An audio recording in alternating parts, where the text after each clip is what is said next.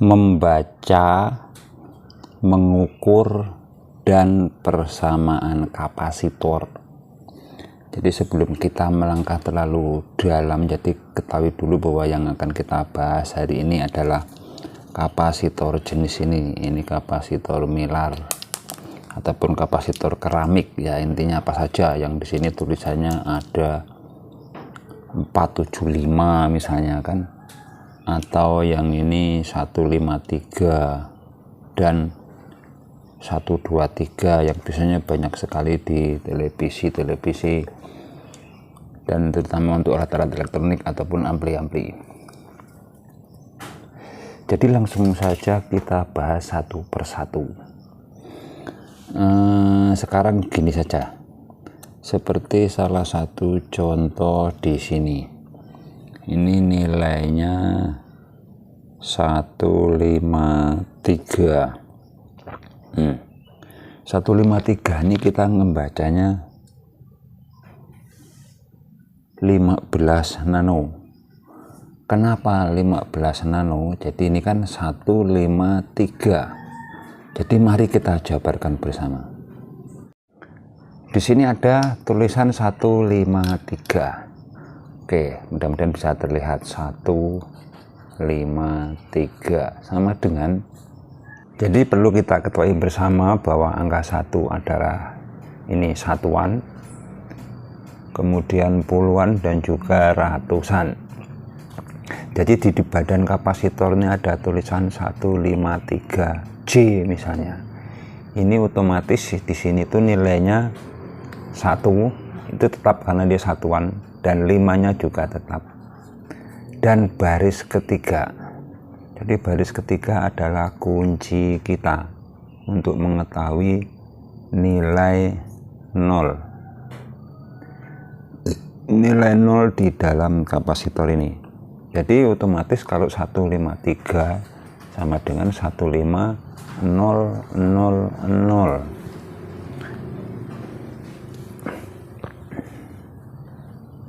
Mudah-mudahan bisa terlihat 15000.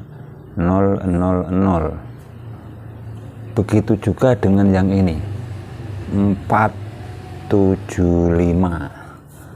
Oke, di sini 475. Otomatis di sininya itu 47, 0-nya 5 kali, 345. Nah, 0-nya 5 kali. Nah, kita bahas dulu yang 15.000 J. Jadi karena terlalu rumit nulisnya nanti 15.000 J, maka pabrikan membuat 153 yang itu sudah rumus. Nah, ketemunya ini nano. Jadi kalau dia ribuan seperti ini, 3 seperti ini disingkat N, nano, ataupun angka 3. Makanya jadilah timbul 153. Ada juga yang 15N. Nah, seperti itu. Jadi 475 itu sama. Jadi sini bisa dikategorikan 475, atau ini 3-nya dikurangi, kalau mau dijadikan nano, 5-nya ini dikurangi 3 berarti 4700 nano.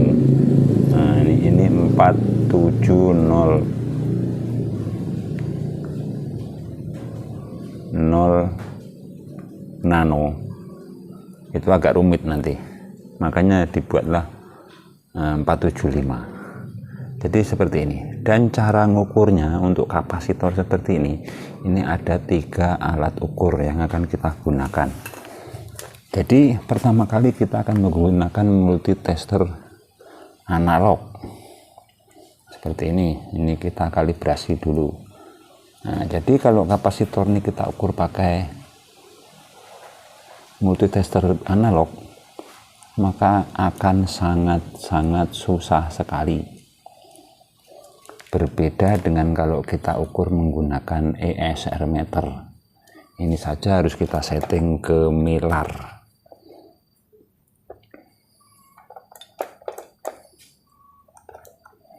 Jadi milarnya ini harus kita kalibrasi juga untuk nolnya.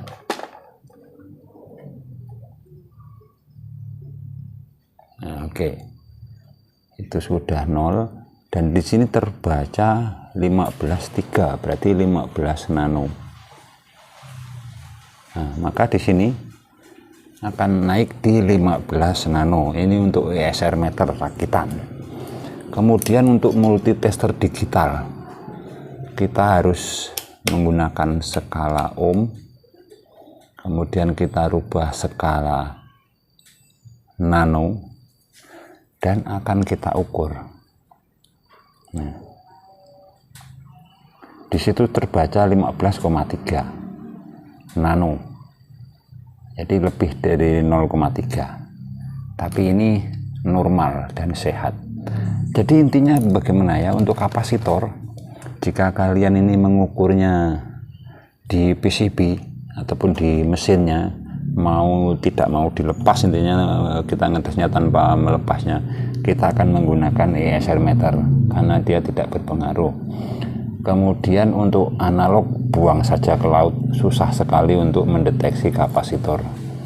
Kemudian yang paling paten adalah multitester digital, tapi ada syaratnya, dia harus dilepas untuk bisa mengukur secara akurat.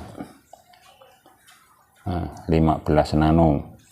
Dan yang ini adalah 123 ataupun 12 nano. Nah, di situ 12,2 normal. Jadi untuk orang awam seperti itu pembahasannya, tidaklah terlalu ilmiah. Mungkin ada kawan-kawan yang membuka YouTube ini dan ya mungkin bahasa saya ini bahasa kasar ataupun tidak terlalu ilmiah, mohon dimaafkan ataupun diberi saran di kolom komentar, sehingga teman-teman semuanya, kita semua bisa saling belajar tentang kapasitor milar ini, cara ngukurnya dan persamaannya. Jadi sekarang akan kita bahas persamaannya. Persamaannya ya otomatis begini untuk persamaan. Misalnya ini 15.3 atau 15 nano. Jadi persamaannya ya kita cari yang nilainya lebih dekat ataupun mendekati nilai ini. Salah satu contohnya ini kan 15.3. Berarti kita di pasaran ataupun di toko elektronik bisa membeli yang ini, yang 12.3, 13.3 kalaupun ada, 15.3 yang aslinya, ataupun 16.3 kalaupun ada, tapi biasanya yang ada 18.3 seperti itu. Jadi persamaannya ini tidak rumit, tidak jauh-jauh dari satu angka dan dua angka bagian depan. Nah, bagian 8-nya harus kita pegang ataupun kita pegang rumusnya. Angka 3 ini tidak boleh meleset.